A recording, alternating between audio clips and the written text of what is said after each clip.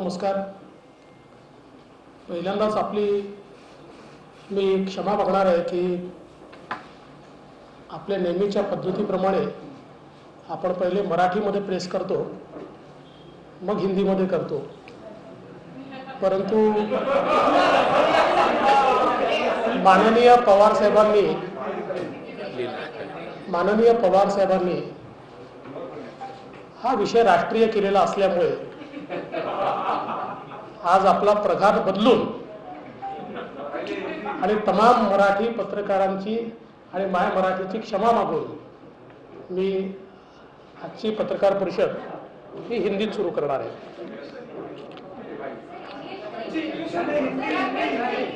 त्यांच्या एवढं चांगलं इंग्लिश माझं नाही आहे.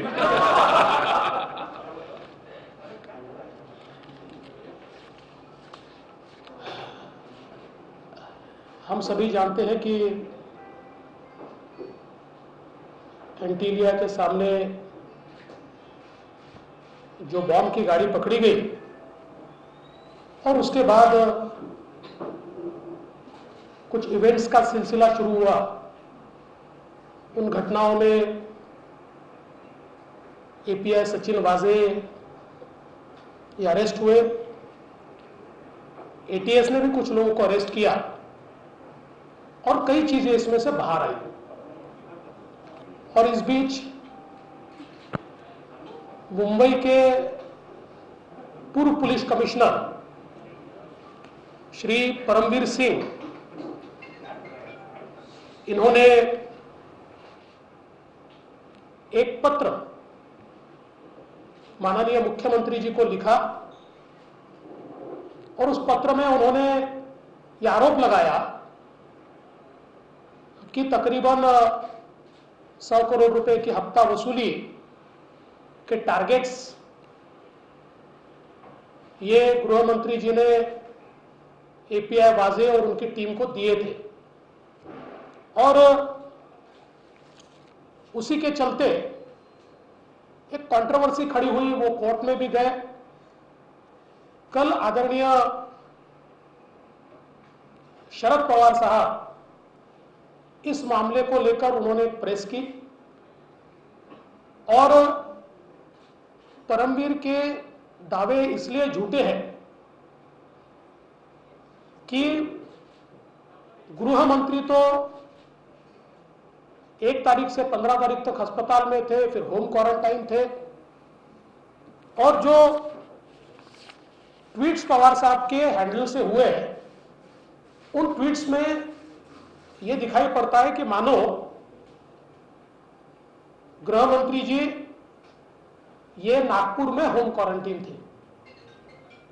सबसे पहली बात तो यह है कि आप में से कई लोगों ने देखा भी है, कुछ ने बताया भी है, ये माननीय गृह मंत्री जी का मैनिफेस्ट है. 15 तारीख को एक प्राइवेट जेट से वे मुंबई आ गए थे. उससे पहले उन्होंने प्रेस की, उस प्रेस का वीडियो तो कल ही मैंने जारी कर दिया था. और अगर हम देखेंगे तो 15 तारीख से वे अपने घर पर थे, लेकिन मेरे पास पुलिस विभाग के भी 2 मूवमेंट्स के कागज है. पुलिस विभाग में रोज मूवमेंट्स के बारे में कहा जाता है, बताया जाता है, उनका एक मैनिफेस्ट तैयार होता है मूवमेंट्स का. और अगर हम देखें तो इसमें तारीख जो है एक 17 फरवरी है. 17 फरवरी में जो लिखा हुआ है तो भगत सिंह कोश्यारी जी मुंबई रहेंगे, उद्धव ठाकरे जी अपने सोई अनुसार, अजित पवार जी मुंबई, शरद पवार जी पुणे, नितिन गडकरी जी दिल्ली और अनिल देशमुख जी इसमें लिखा है 17 फरवरी 2021 15 वाजता, 15 बजे आणि 3 बजे मोटरीने सह्याद्री गेस्ट हाऊस येथे आगमन आणि ओपन. दूसरा एक 24 तारीख का मैनिफेस्ट है जिसमें वापिस, चूंकि ये सारे Z+ प्रोटेक्टिव होंगे इसलिए इन्हीं का नाम इसमें आता है. फिर कोश्यारी जी, उद्धव ठाकरे जी, कोश्यारी जी मुंबई, उद्धव ठाकरे जी सोई अनुसार, अजितदादा पवार सह्याद्री अतिथीगृह 15 बजे, 3 बजे शरद पवार साहब मुंबई, नितिन गडकरी जी दिल्ली, अनिल देशमुख जी ये 11 बजे 24/2/2021 11 बजे मोटारीने निवासस्थान ते मंत्रालय जाणार, सोयीने निवासस्थानी परत येणार. अब ये मैनिफेस्ट है, गए कि नहीं मुझे पता नहीं है, इसलिए मैं इसके ऊपर कोई दावा नहीं करूंगा, लेकिन ये पुलिस के मूवमेंट के मैनिफेस्ट ये मेरे हाथ में लगे हुए. सबसे महत्व की बात इसमें यह है कि जो परमवीर सिंह इन्होंने पत्र लिखा है, आप सभी ने, मैंने कल भी उसको ट्वीट भी किया था, उस पत्र में एसएमएस का एक या व्हाट्सएप जो भी होगा उसका उन्होंने एक सबूत दिया है, एक एविडेंस दिया है, और जिसमें बहुत स्पष्ट रूप से वो पूछते 16 मार्च को and what is the date of Vaze's meeting with HM sir, और उसमें एसीपी पाटिल बोलते हैं yes sir but it is in the end of February. तो इसलिए मुझे लगता है कि कल आदरणीय पवार साहब को सही ब्रीफिंग नहीं दी गई थी. एक राष्ट्रीय नेता के मुंह से, और जो देश में जाने माने नेता माने जाते हैं, उनके मुंह से कल गलत बातें कहलवाई गई,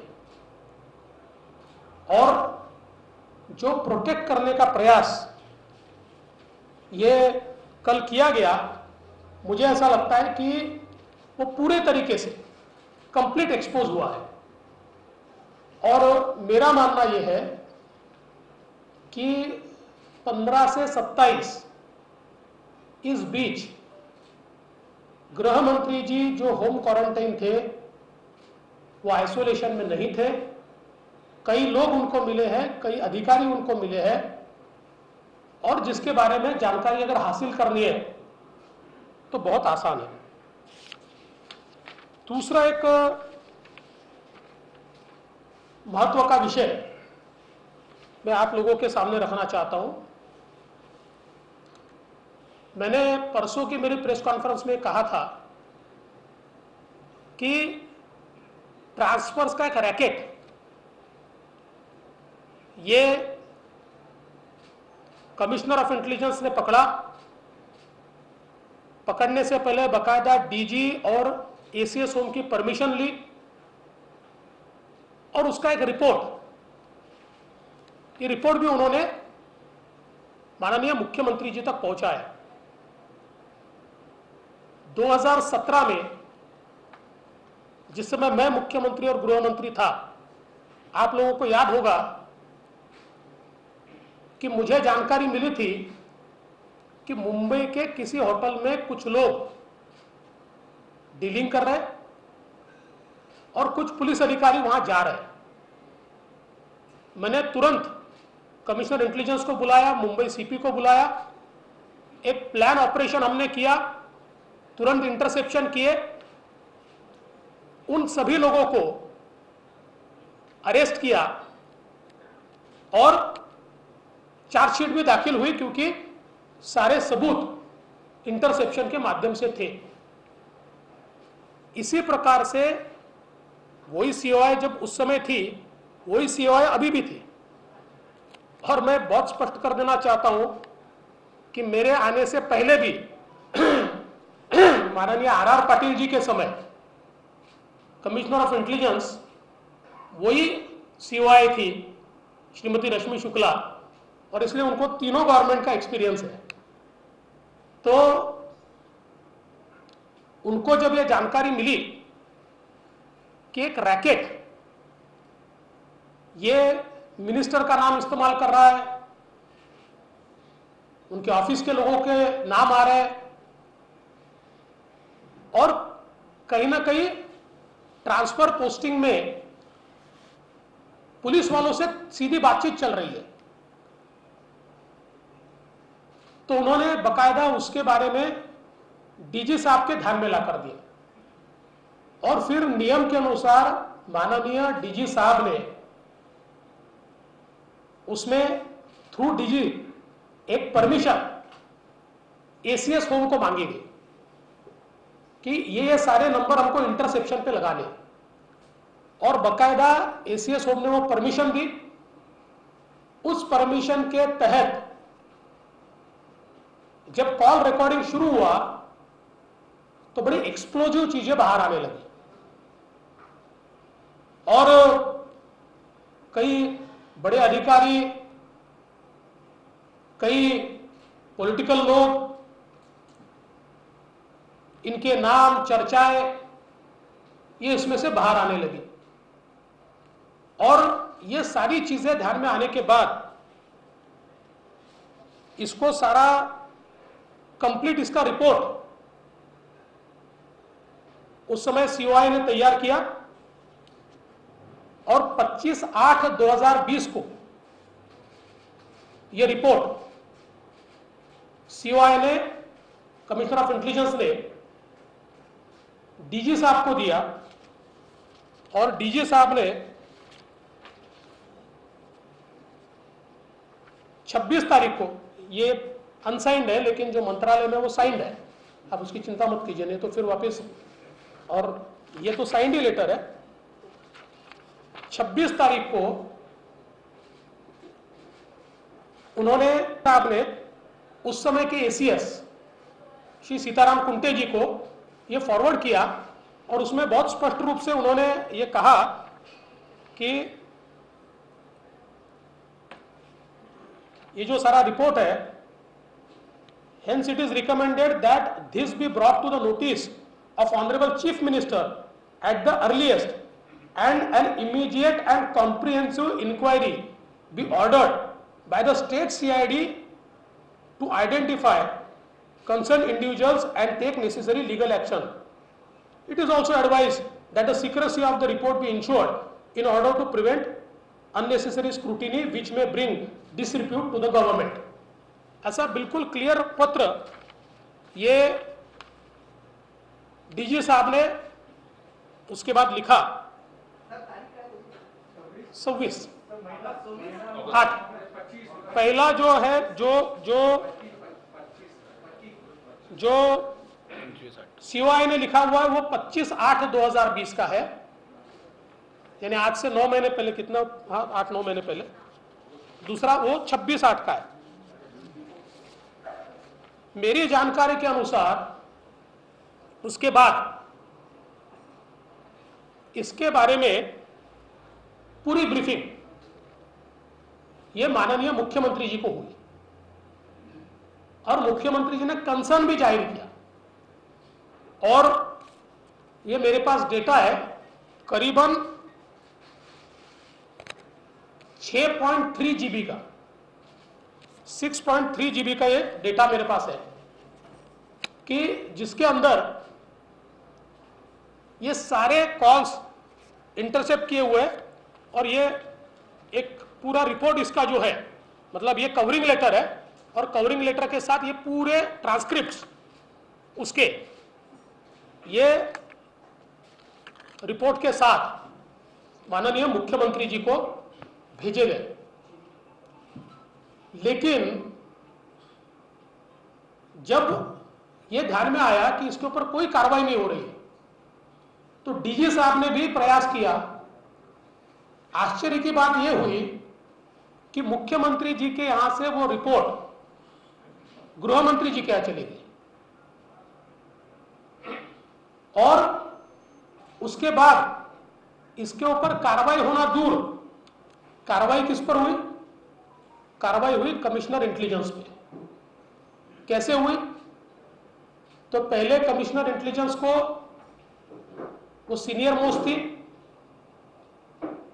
डीजी का उनका प्रमोशन था, उनका डीजी का प्रमोशन रोक दिया गया और उनके नीचे वालों को एडवांस प्रमोशन दिया गया। उसके बाद चूंकि उनका रिकॉर्ड इम्पेकेबल था, सारे उनके सीआर बिल्कुल अच्छे थे, तो उसके चलते उनको प्रमोशन देना ही पड़ा। तो उनको प्रमोशन ऐसी जगह दिया, डीजी सिविल डिफेंस, जो पोस्टें अस्तित्व में नहीं, और सरकार पोस्ट तैयार कर सकती है लेकिन उनको देते समय कैबिनेट का भी अप्रूवल नहीं दिया पोस्ट तैयार करने के लिए। और 10 बाय 10 का केबिन उनको दिया गया।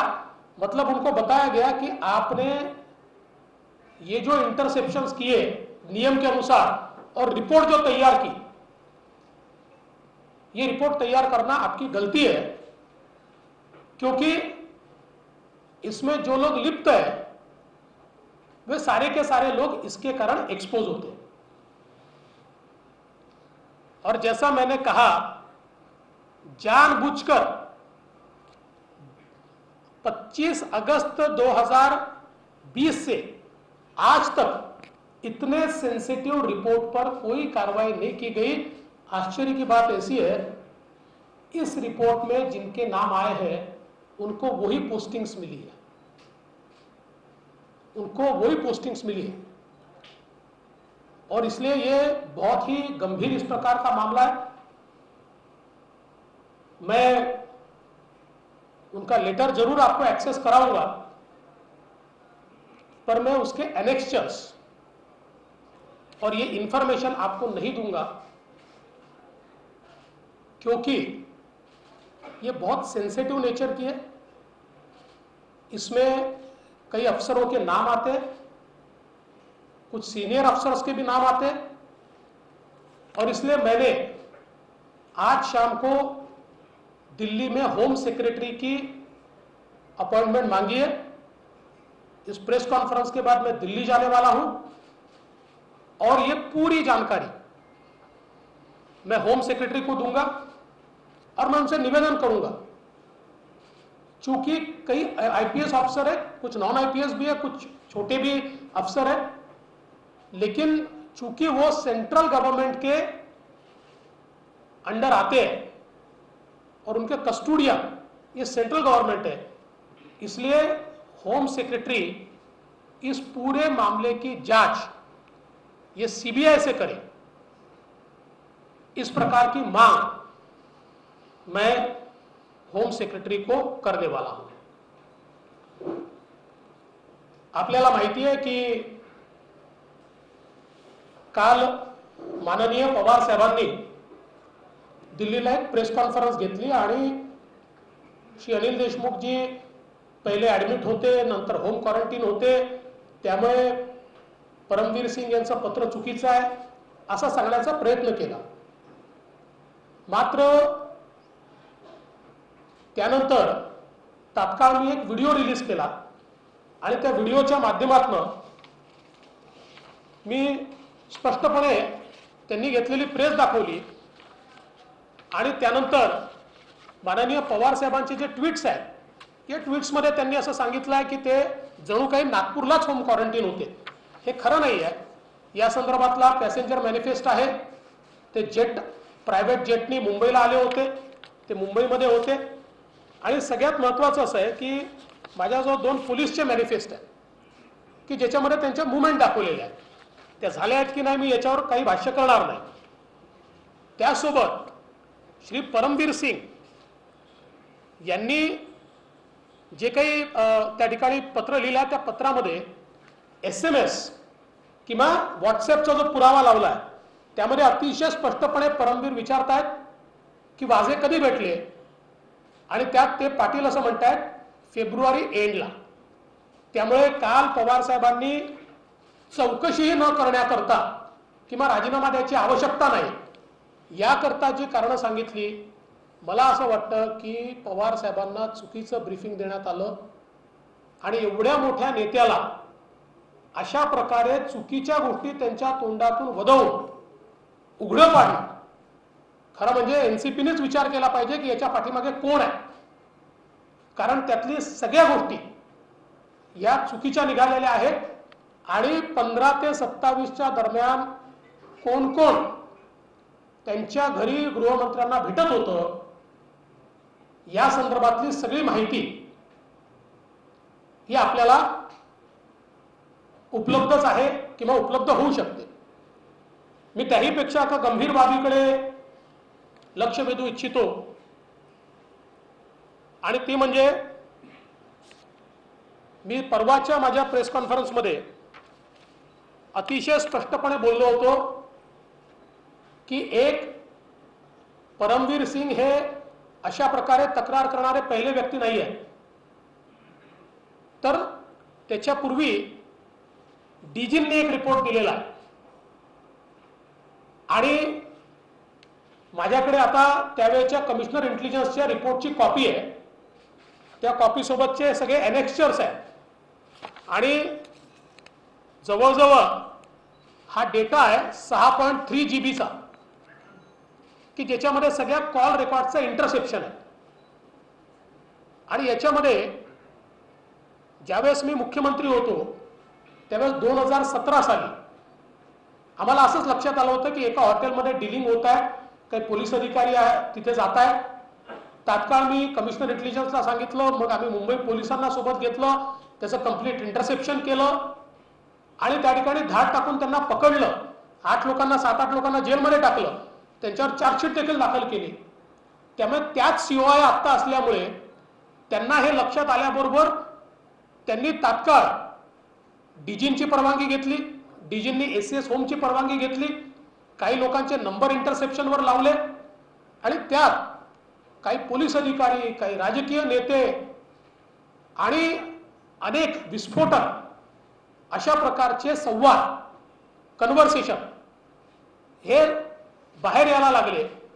आणि हे सगळं पाहिल्यानंतर त्यांच्या असं लक्षात आलं की यातनं खूप मोठा रॅकेट हे तयार झालाय आणि याच्याशी सरकारमधल्या गृह मंत्रालयातल्या गृहमंत्र्यांचे, लोकांचे, सगळ्यांचे संबंध हे दिसत आहेत।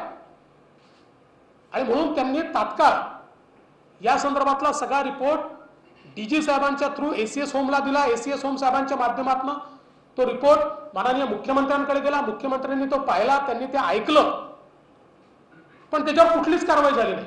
8 ऑगस्ट 2020 आजपर्यंत त्या रिपोर्टवर कुठलीही कारवाई झाली नाही आहे।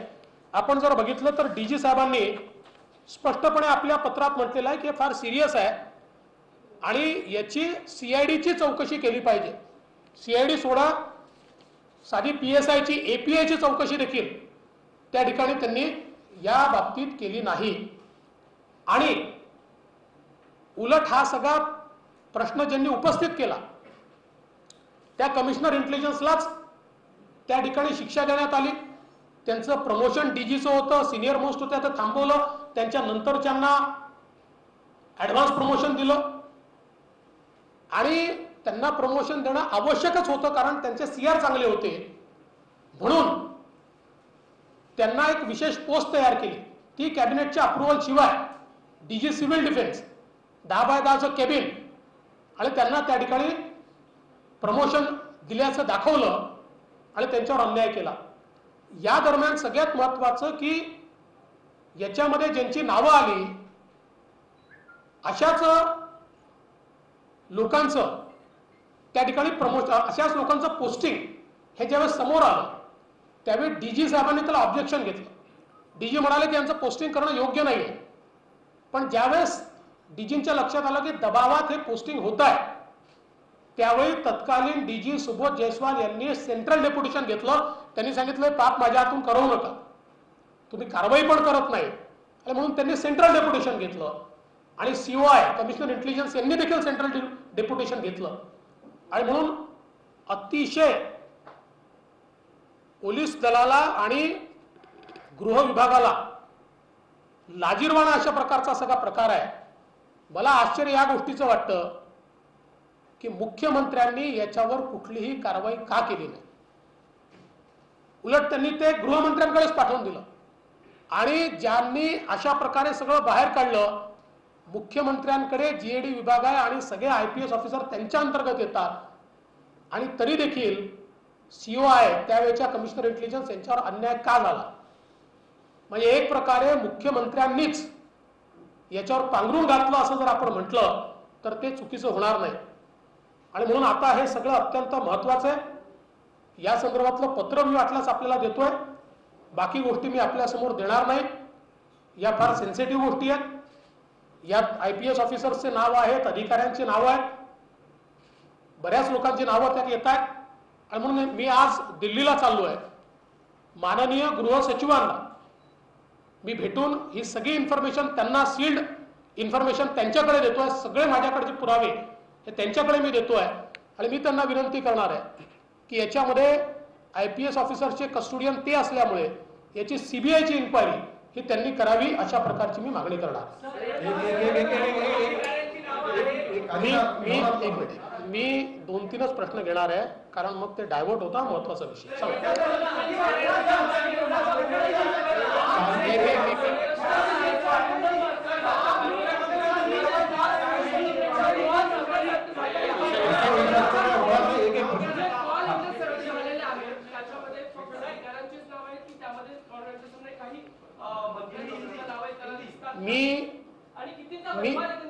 मी आधीच सांगितलेलं आहे, त्याच्यामध्ये अधिकारी, राजकारणी सगळ्यांची नाव आहे. उसमें अधिकारी और पॉलिटिशियन सबके नाम विनय.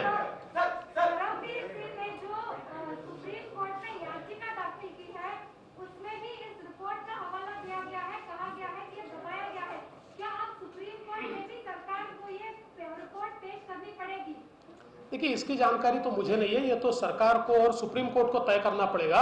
लेकिन मैं केंद्र सरकार के पास होम सेक्रेटरी जो इसके कस्टोडियन है उनके पास मैं पहुंचाऊंगा.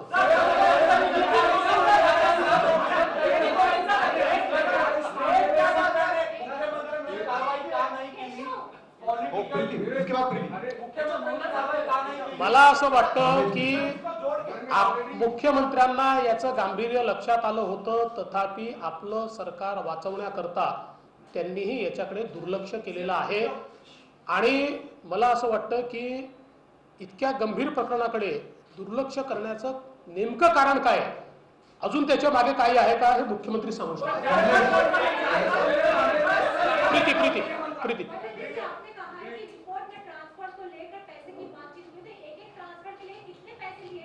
देखिए, इतने डिटेल्स में नहीं कहूँगा, पर मैं ये कहना चाहता हूँ कि उसमें बहुत चीज़ें, बहुत गंभीर चीज़ें हैं. कुछ ऐसे भी चीज़ें हैं कि हमने इतने पैसे दे दिए हैं. ये सारी चीज़ें मैंने, देखिए मैं गृह मंत्री रहा हूँ, मैं महाराष्ट्र का मुख्यमंत्री रहा हूँ. ये सारा मामला पुलिस विभाग को डिस्ट्रीब्यूट भी ला सकता है और इसमें कुछ अधिकारियों के भी नाम है, और इसकी जांच होने के बाद उनमें से कितने सही है, किसकी आवाज़ है क्या, ये सारी चीज़ों की जांच होनी चाहिए.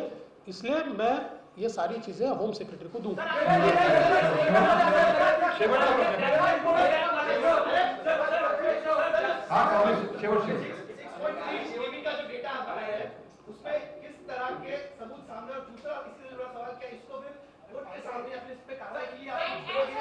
देखिए,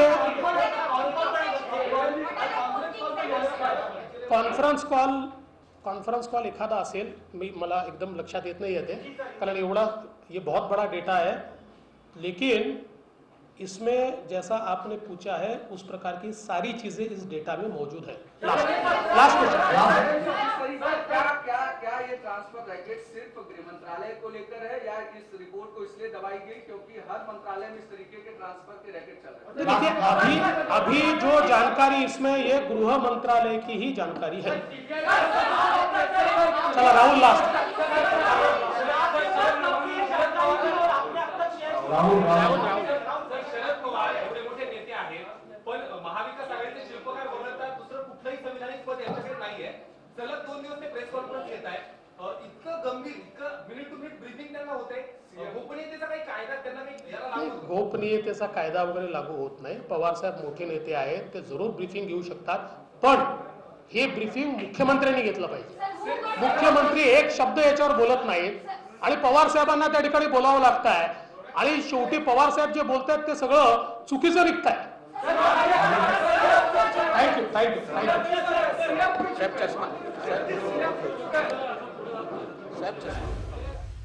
तर आपण बघतोय लेटर बॉम्ब नंतर आता देवेंद्र फडणवीस यांचा हा डेटा बॉम्ब म्हणावा लागेल, कारण 6.3 जीबीचा डेटा हा त्यांनी आज ते घेऊन हल्ले होते आणि ते म्हणाले की आता केंद्रीय गृह सचिवांना भेटून सीबीआय चौकशीची मागणी करणार आहे. या सगळ्याची खूप मोठा भ्रष्टाचार इथं महाराष्ट्रातल्या गृह विभागात बदल्यांमध्ये मोठा भ्रष्टाचार केला गेला आणि अनेक कॉल रेकॉर्डिंग्स आता आहेत, ज्यात अनेक IPS अधिकारी, इतर अधिकाऱ्यांचा देखील समावेश, राजकारण्यांचा देखील समावेश. आताची मोठी बातमी आपण बघतोय. मात्र या सगळ्यात देवेंद्र फडणवीसांनी थेट मुख्यमंत्र्यांना सवाल केलेला आहे. या अगोदर डीजींनी दिलेला रिपोर्ट मुख्यमंत्र्यांकडे येऊन देखील तो का दाबण्यात आला? मुख्यमंत्र्यांना याचं गांभीर्य कळलं होतं, सरकार वाचवायला दुर्लक्ष केलं की आणखी काही कारण? सगळ्यात मोठा आणि महत्त्वाचा प्रश्न देवेंद्र फडणवीस यांनी थेट आता मुख्यमंत्री उद्धव ठाकरे यांनाच विचारलेला आहे. पुन्हा एकदा ऐकूयात काय काय गंभीर स्वरूपाचे आरोप देवेंद्र फडणवीसांनी केलेत. की